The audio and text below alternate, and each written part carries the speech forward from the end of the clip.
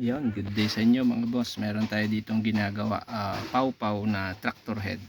Ang problema nito, pag switch on mo, yun, bali napalitan na tong ignition switch niya, hindi na to yung original. Pag switch on, walang display dyan sa dashboard niya. Tapos wala ring supply na live dito sa ignition switch niya.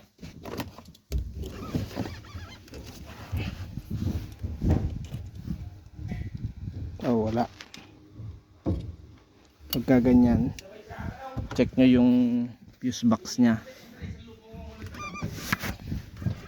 I-check nyo yung fuse box sa baba, sa tabi ng battery, yung kulay itim doon.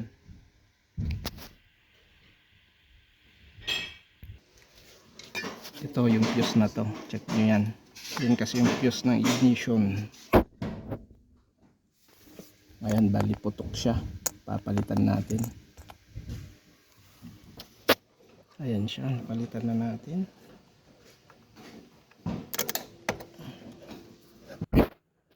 Ayan, napalitan na natin. Dapat may live na to. Ayan, meron na siya. Switch on natin. Ayan, meron na ding power. Umilaw na tong mga to. Try natin start mamaya. Ayan pala yung unit, pawpaw tractor head double.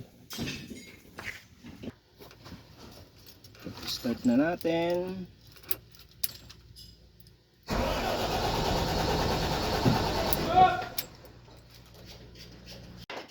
Yan, start na natin.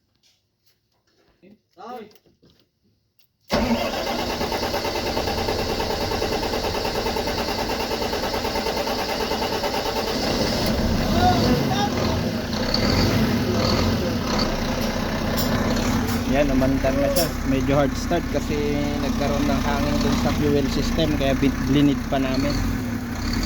Yan, okay na siya.